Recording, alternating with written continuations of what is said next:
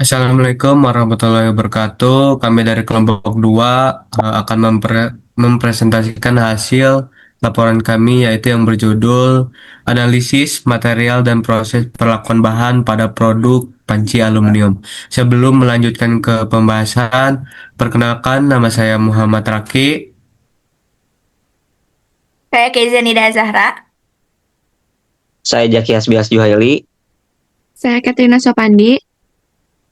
Dan Mahardika. Saya Febrian Muhammad Fajri. Selanjutnya langsung aja ke pembahasan latar belakang yang akan dijelaskan oleh Gibran. Baik, aluminium ini mendominasi industri alat masak karena ringan, 2,7 gram per sentimeter kubik. Jadi aluminium ini banyak dipakai untuk alat masak karena ringan, cepat panas, dan tahan karat alami. Namun aluminium murni kurang keras, mudah lecet, serta bisa melengkung akibat tekanan pembuatan. Jadi untuk mengatasinya diterapkan perlakuan seperti anilasi, pengerasan penuaan, dan anodisasi agar panci lebih kuat, tahan gores, aman dari pencemaran logam. Pengawasan serta analisis mutu sangat penting guna menjamin produk aman dipakai dan memiliki kualitas tinggi. Jadi oleh karena itu analisis mendalam terhadap kualitas bahan baku dan efektivitas treatment sangat krusial untuk menghasilkan produk yang awet dan berdaya saing tinggi. Selanjutnya tujuan dari laporan kami itu yang pertama itu untuk mengidentifikasi material pada panci aluminium, yang kedua menganalisis proses pembentukan panci aluminium, yang ketiga menjelaskan sifat mekanik pada material panci aluminium, yang keempat mengaitkan diagram fasa dengan karakteristik panci aluminium, yang kelima mengidentifikasi kemungkinan cacat kristal yang ada pada material panci aluminium, dan yang terakhir menganalisis proses heat treatment pada panci aluminium. Selanjutnya deskripsi produk yang akan dijelaskan oleh Kezia. Jadi, si panci aluminium ini adalah peralatan masak berbentuk wadah terbuka atau tertutup, digunakan untuk memasak, merebus, dan mengolah makanan. Bahan baku umumnya dari aluminium murni seri 1000 atau paduan aluminium seri 3000, aluminium mangan, dan seri 5000 aluminium magnesium. Paling sering dipakai karena seimbang antara kekuatan, keamanan, dan biaya. Ciri fisiknya yaitu berwarna perak abuan, ringan, mengantarkan panas cepat dan merata, permukaan halus, serta mempertahankan daya tahan terhadap korosi ringan.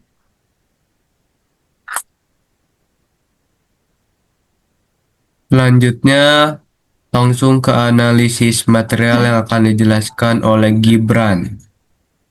Baik, analisis material. Yang pertama adalah jenis material utama. Aluminium atau paduan aluminium. Jadi aluminium murni seri itu atau paduan seri itu ada AA1 dan AA3 atau AA3003 yang umum digunakan untuk peralatan masak. Yang kedua ada klasifikasi material. Logam non-ferrous karena tidak mengandung besi sebagai unsur utama. Dan yang terakhir ada alasan pemilihan material. Ringan, mudah dibentuk, memiliki konduktivitas panas yang baik, sehingga efisien dan praktis untuk proses memasak.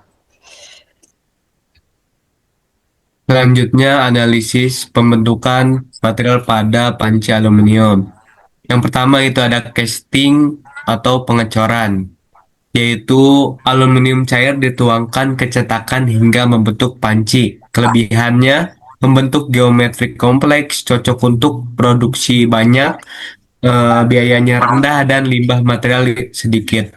Kekurangannya, resiko porositas dan retak, perlu finishing tambahan, kekuatan lebih rendah, dan pengaruh pada materialnya, struktur butir cor, kemudian sifat relatif isotropik, kekerasan dan ketahanan aus sedang, dan kekuatan tarik dan keuletan itu lebih rendah dan berpotensi memiliki cacat internal. Yang kedua, ada rolling atau pengerolan, yaitu cara kerjanya aluminium dibentuk menjadi lembaran dengan ketebalan tertentu. Kelebihannya menghasilkan lembaran ketebalan yang seragam atau sama, meningkatkan kualitas dan kekuatan, dan produktivitas tinggi. Kekurangannya yang pertama, mesin harganya cukup mahal, kemudian hanya menghasilkan bentuk dasar dan memerlukan proses lanjutan tambahan untuk komponen. Dan pengaruh pada materialnya, pergeseran regangan dan penurunan keuletan. Selanjutnya yang ketiga ada drawing atau deep drawing. Cara kerjanya, lembaran aluminium hasil rolling ditekan ke dalam cetakan sehingga membentuk badan panci. Kelebihannya pertama, efisiensi untuk membentuk panci, permukaan halus dan rapi, presisi dimensi tinggi, dan mengurangi kebutuhan penyambungan komponen. Kekurangannya, cetakan yang mahal, robekan pada material, dan kurang ekonomis. Dan pengaruh pada materialnya, pergeseran tegangan, tegangan sisa, penipisan dinding, dan peningkatan batas lulur. Selanjutnya, yang keempat ada machining atau pemesinan, yaitu digunakan untuk sebagai proses akhir seperti merapikan tepi panci dan lain-lain. Kelebihannya, akurasi dan ketelitian tinggi, menghasilkan permukaan yang halus dan cocok untuk proses akhir.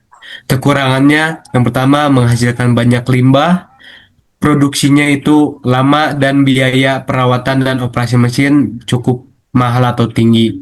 Dan pengaruh pada materialnya, pengelupasan pada lapisan dinding panci, tegangan sisa, dan integritas permukaan terbatas.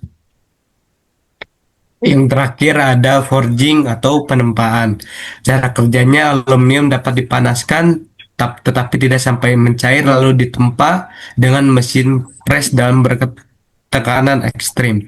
Kelebihannya pertama, meningkatkan kekuatan dan ketahanan, struktur logam menjadi padat dan kuat dan mengurangi cacat internal. Kekurangannya membutuhkan gaya energi yang besar, cetakan dan peralatan mahal, hasilnya lebih terbatas dan kurang cocok untuk membuat panci tipis dan besar. Dan pengaruh pada materialnya, penyempurnaan ukuran butir, pembentukan aliran serat, dan eliminasi cacat internal dan juga sifat mekanis itu sangat maksimal. Selanjutnya, analisis mekanik yang akan dijelaskan oleh Jaki Hasbi.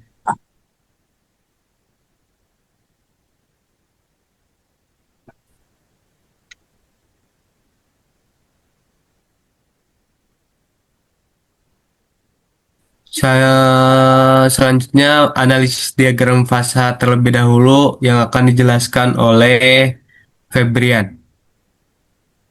Ya, diagram fasa ada 6 poin diagram fasa buat panci, buat aluminium panci. Diagram fasa yang pertama, diagram fasa yang digunakan diagram fasa aluminium silikon I atau Si, menunjukkan hubungan perantur dan komposisi. Titik etik 12,6%, Si pada 577 Celcius. Digunakan untuk menganalisis proses pembekuan dan struktur mikro. Yang kedua, komposisi material panci aluminium. Aluminium AI 90 sampai 99%. Silikon Si 1 sampai 12%. Magnesium Mg 1%. Mangan Mn 1%. Besi Fe jumlah kecil. 3. Pengaruh unsur paduan. Aluminium Ai ringan, tahan korosi, konduktivitas panas tinggi. Silikon Si meningkatkan kemampuan pengecoran dan kekerasan. Magnesium meningkatkan kekuatan mekanik. Mangan meningkatkan ketahanan korosi. Besi berlebih dapat membuat material lebih rapuh.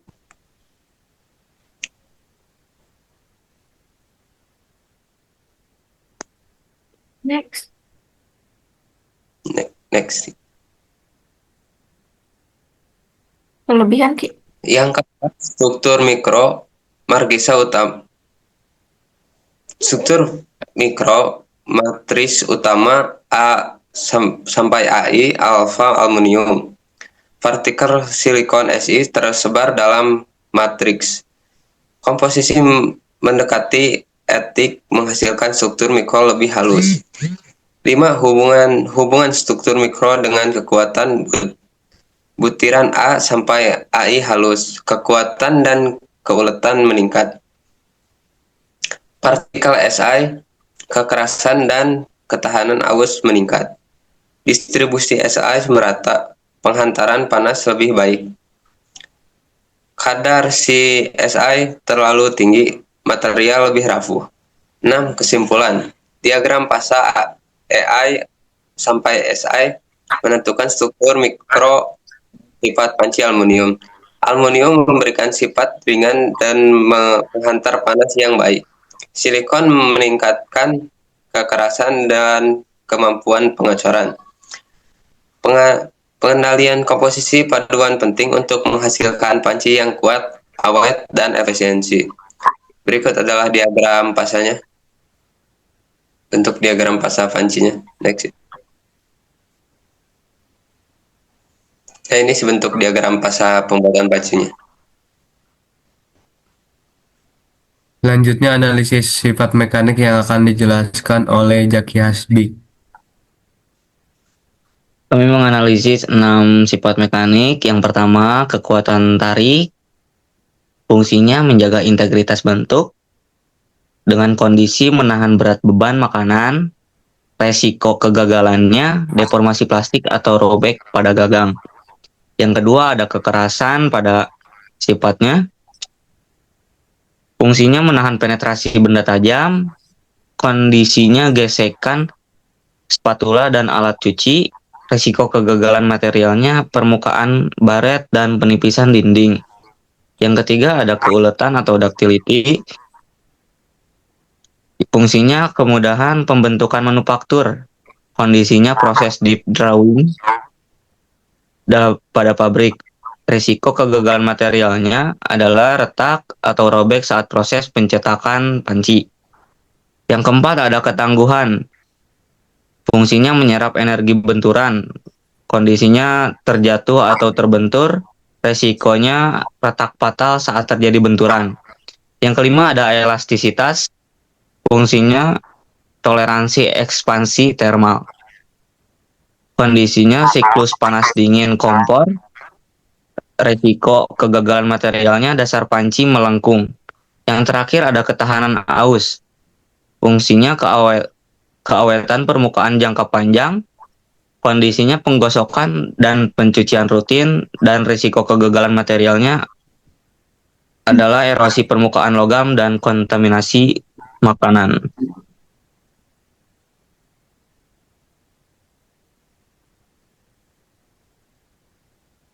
Selanjutnya analisis cacat kristal yang akan dijelaskan oleh Catherine.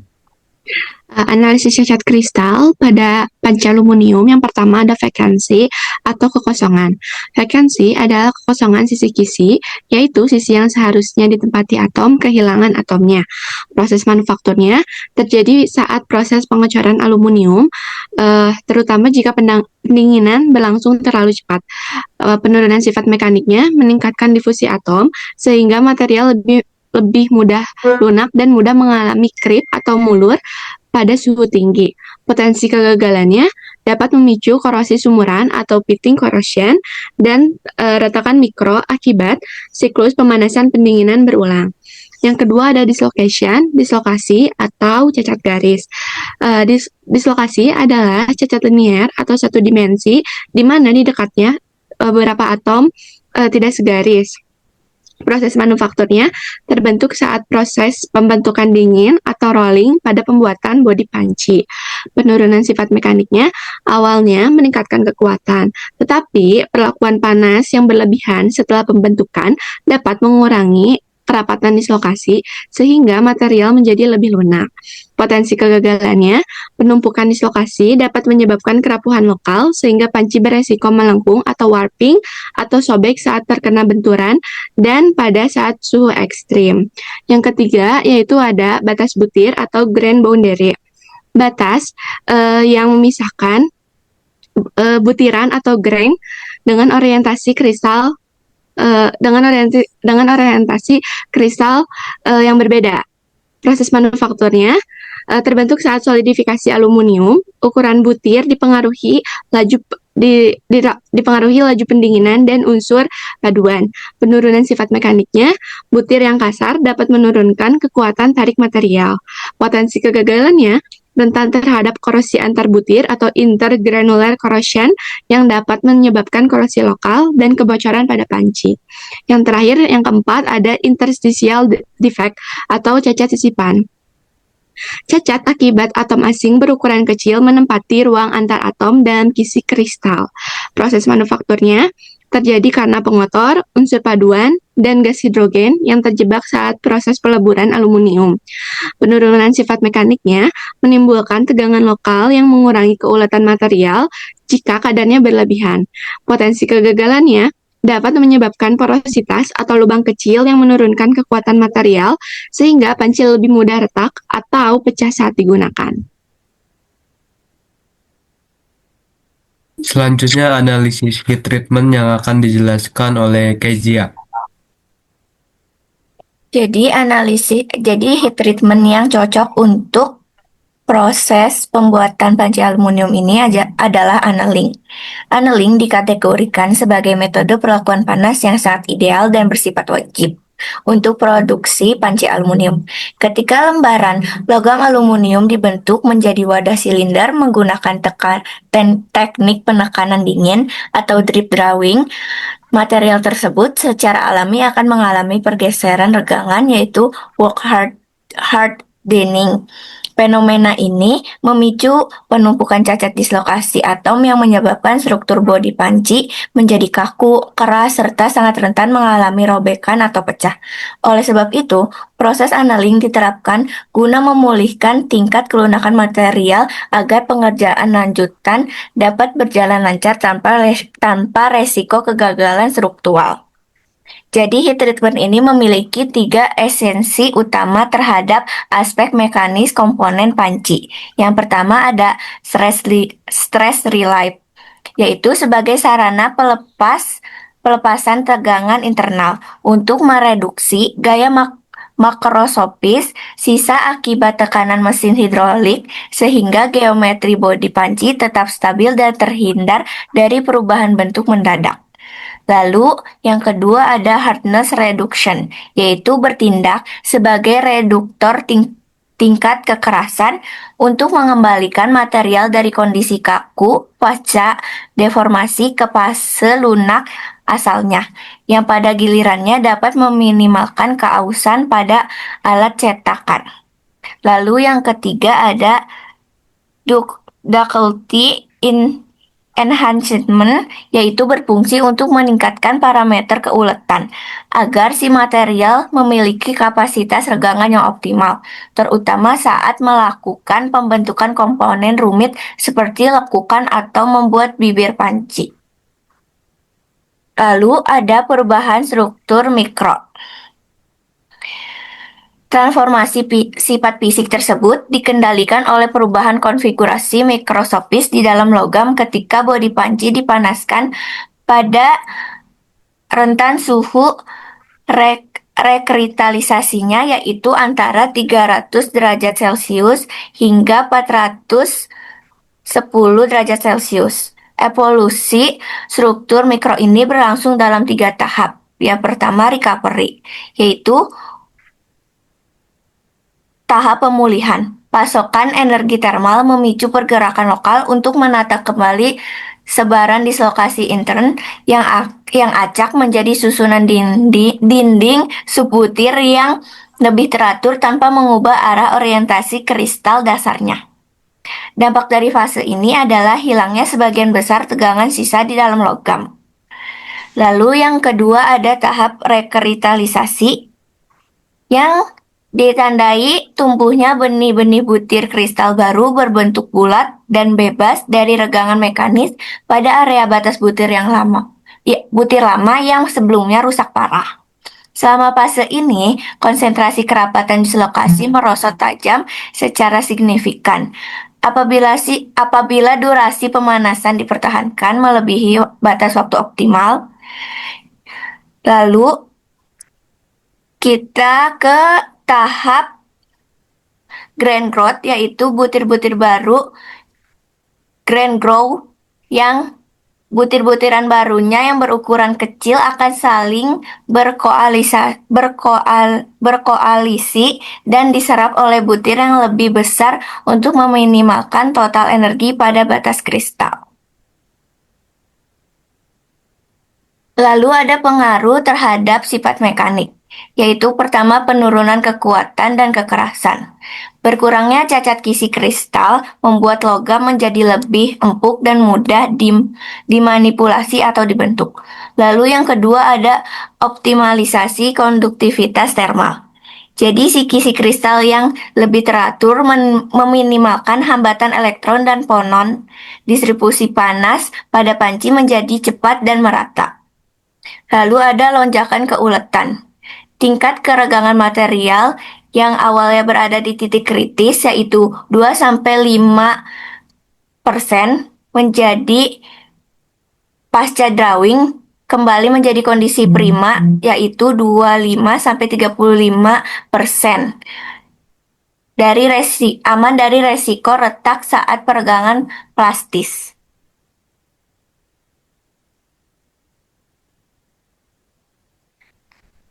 Selanjutnya kesimpulan yang akan dijelaskan oleh Febrian.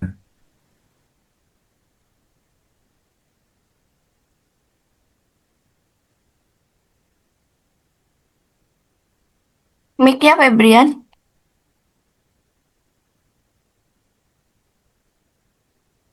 Febrian mic-nya. Pak Febri, mic-nya Pak Febri. Kesimpulannya, panci aluminium termasuk ke dalam kategori logam non-ferrous yang terbuat dari bahan utama berupa aluminium murni.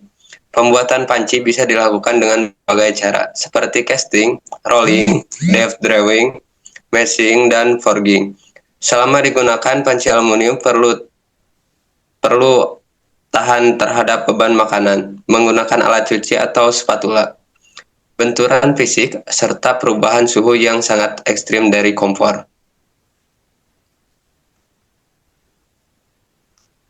Nah, itulah hasil analisis material dan proses pelakuan bahan pada produk panci aluminium yang tadi sudah dipresentasikan oleh kelompok kami. Sekian, mungkin mohon maaf sebelumnya jika ada salah kata atau pembuatan video dalam presentasi ini. Sekian, terima kasih. Wassalamualaikum warahmatullahi wabarakatuh.